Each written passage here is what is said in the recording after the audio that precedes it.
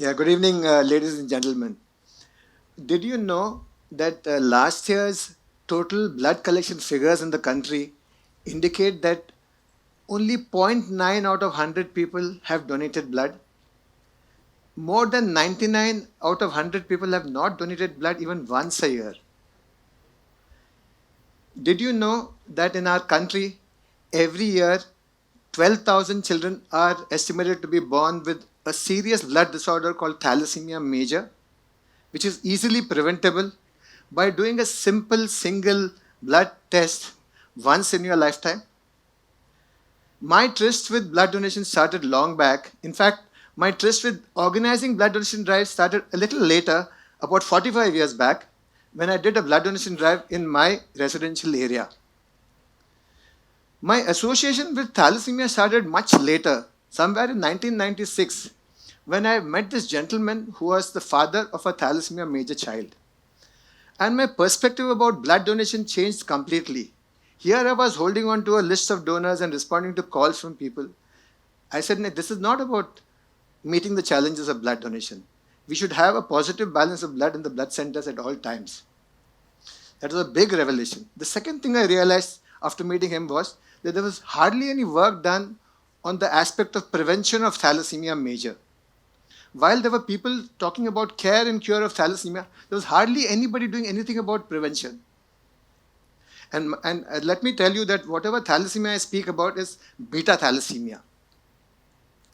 A lot of people have heard the word thalassemia. And those who have heard the word thalassemia normally associate it with the child who needs blood transfusions.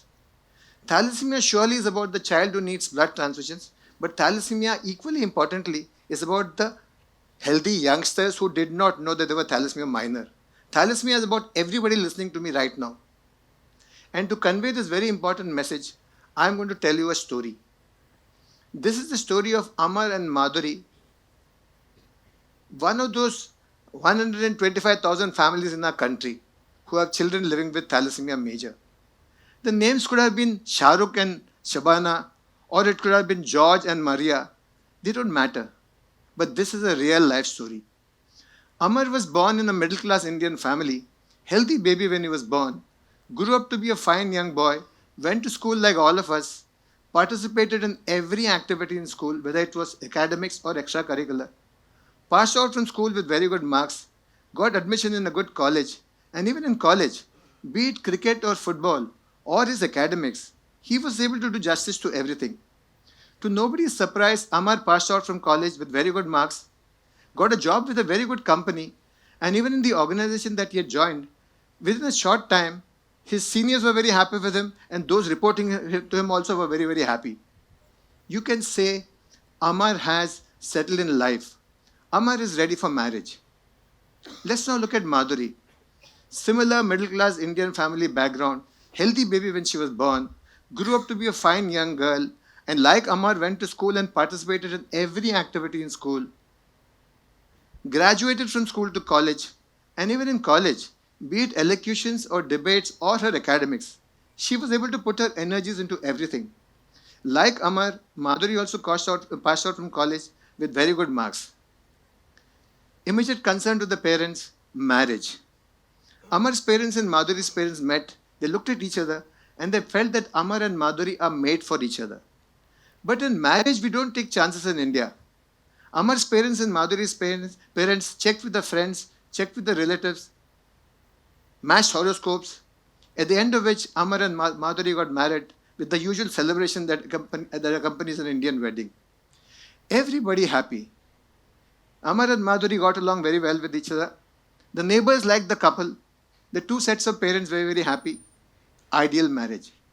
Went on for 3 years, at the end of which Madhuri delivered their first child. An absolute bundle of joy. Everybody wanted to come and touch the baby, play with the baby. Any excuse, we were passing this way, we thought we'd come and visit you. The child was a major attraction. But this cute little baby, after merely 4 months, started looking very pale, very lazy, rejecting the food given to it. It became very obvious to Amar and Madhuri there is some problem with this child. They took the child to the doctor, who after a series of investigations told Amar and Madhuri, your child is a thalassemia major. Amar and Madhuri looked at the doctor and said, "Theek hai, whatever that is. What do we do next?" You must remember that Amar and Madhuri are two healthy youngsters who had nothing going wrong in their lives. Everything has gone clockwork for them. They cannot imagine something serious happening to the child. So they asked the doctor, do we give the child some medicine or injection or what? What do we do? The doctor says, listen to me carefully. Your child is a thalassemia major, which means from now on, for the rest of the life of the child, you need to give blood transfusions on an average every 3 weeks. And there's much more to the misery, they are told. Every time blood is given to the child, you're pushing in undesirable iron into the body of the child. The iron will accumulate and accumulate to such an extent, it'll prove fatal actually. So Amar and Madhuri are told by the doctor that in addition to giving blood transfusions in a systematic manner, you need to have a system of disposing of the excess iron. And the time-tested method of taking out the excess iron is by giving an injection to the child every day over a period of almost 6 to 8 hours. Amar is told by the doctor that every night you will have to put a needle in the body of the child. It will be connected to a small infusion pump, switched on before the child goes to sleep, on through the night. The next morning when the child gets up, the needle is removed. Every single night, if not every single night, at least 4 days a week, 4 times a week. Amar and Madhuri, as you can imagine, are completely shattered. Yesterday was paradise for them, today it's become absolute hell. They asked the doctor, why did this happen to our child? Did we give some wrong food to the child? Did we bring up the child in the wrong environment? Was there some medicine taken during pregnancy which caused this? Why did this happen to our child? The doctor says there's nothing wrong with the way you brought up the child, but the two of you are responsible for this. You are both thalassemia minor. Immediately Amar and Madhuri protest and say, how can you call us thalassemia minor? We are perfectly healthy. Have you gone to a proper laboratory and done these tests? Are you sure your reports are correct? How can you call us thalassemia minor? The doctor says, there's nothing wrong with the report. There's nothing wrong with the laboratory. The sad fact of the matter is, thalassemia minors are normal, healthy people. They will continue to be healthy. They just don't know. In such a situation, if both partners in the marriage are thalassemia minor, their child can be a thalassemia major, which is what has happened in your case. Amar and Madhuri today have to live with the problem. What's the meaning of living with the problem? Having to give blood to the child on an average every 3 weeks. Having to worry after the last transfusion. I hope the blood that was given was safe. Having to give an injection to the child over a period of 6 to 8 hours every night. Obviously having to put together a lot of money to be able to afford the treatment. But in addition to all this, they carry one more misery. The guilt. Our ignorance was responsible for the child being a thalassemia major. We did not know that we were both thalassemia minor. That's why our child is having this thalassemia major. Moral of the story? Every youngster must do a blood test for thalassemia minor, no matter how healthy, unhealthy you are. Having done the blood test, either you are a thalassemia minor or you are not a thalassemia minor. If you are not a thalassemia minor, forget the subject of thalassemia. The child is born a thalassemia major if both partners in the marriage are thalassemia minor. I am free to marry anybody. But if I turn out to be a thalassemia minor, we come to the second moral of the story. Get your partner tested for thalassemia minor. Very difficult in the arranged marriage situation that we have in India. Difficult to go and tell your prospective in-laws, get your son tested, daughter tested. But please remember, we cannot play around with the life of our future child. Get the partner tested by hook or by crook. The partner does a blood test for thalassemia minor. The partner may be a minor. The partner may not be a thalassemia minor. If the partner is not a thalassemia minor, problem solved. But if the partner is also a thalassemia minor, we come to the third moral of the story. You must realize that your future child can be a thalassemia major. It's not necessary that every child born to a couple where both are minor will be a thalassemia major. There's a 25% chance the child will be a thalassemia major. There's a 75% chance the child will not be a thalassemia major. Today it is possible to do what is called the prenatal diagnosis of the fetus, and we can figure out, is the fetus the dangerous 25% or the safe 75%? And accordingly you can take a decision. In fact, if you don't want to take a decision of maybe having to terminate the pregnancy, you can do an IVF. You can do an IVF, and there's a facility called the pre-implantation genetic diagnosis.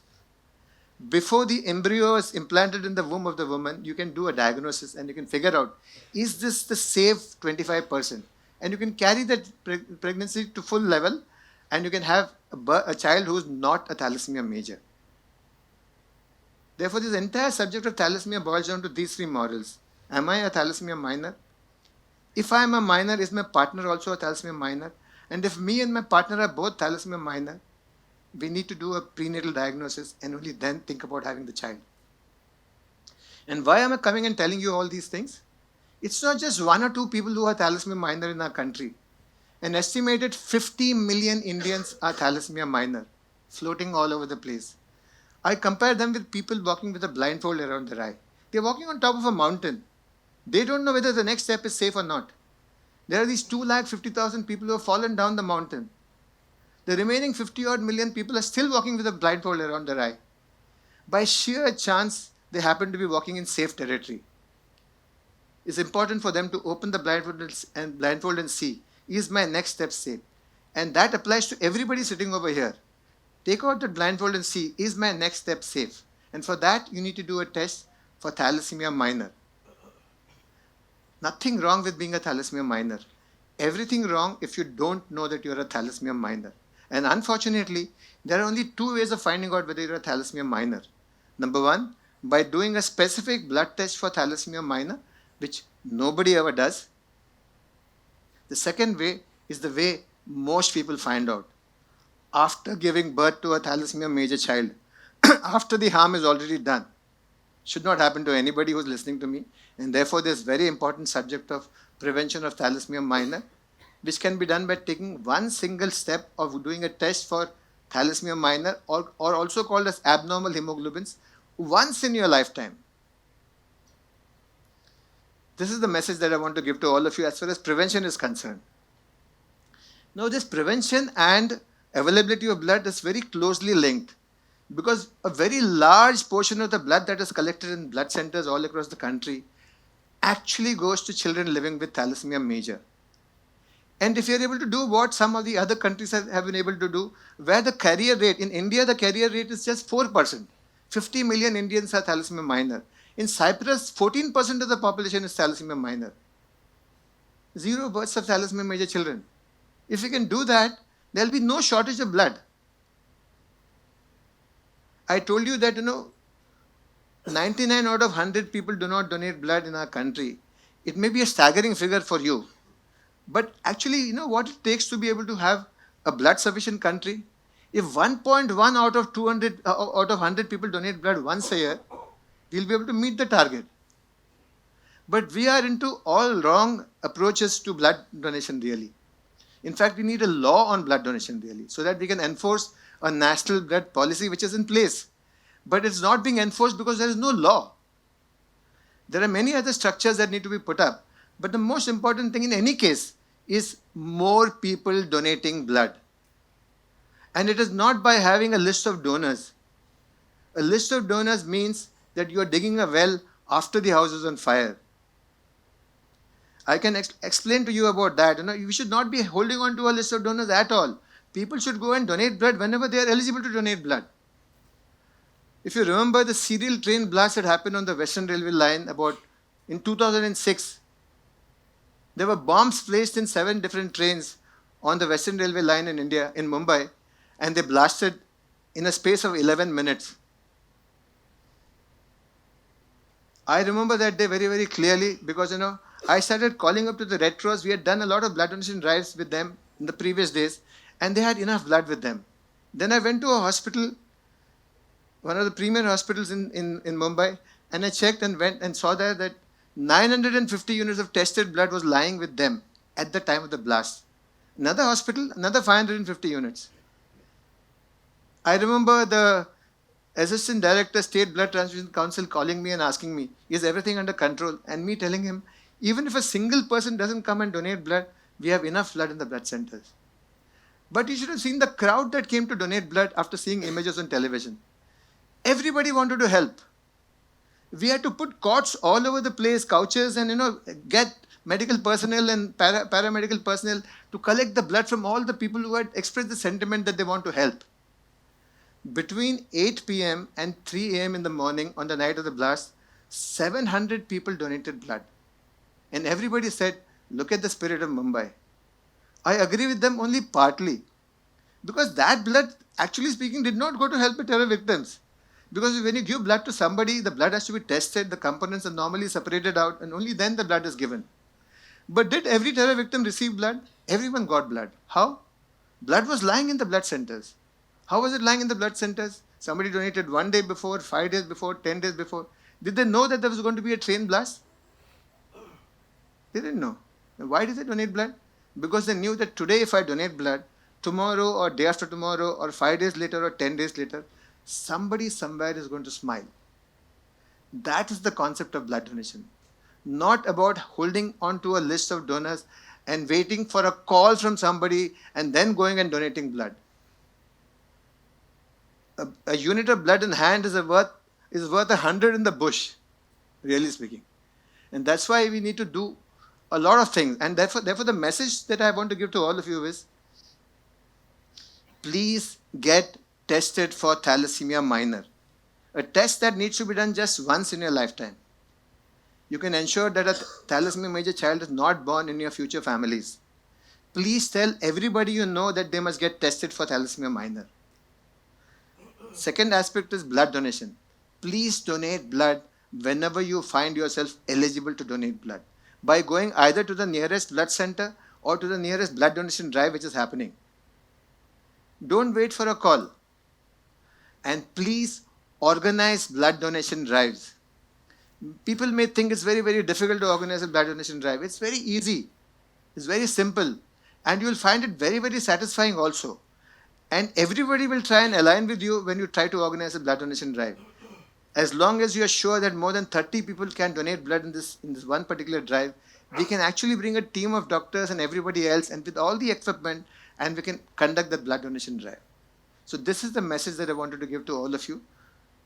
Please organize blood donation drives wherever it is possible. Thank you very much for the hearing, and all the best to everyone.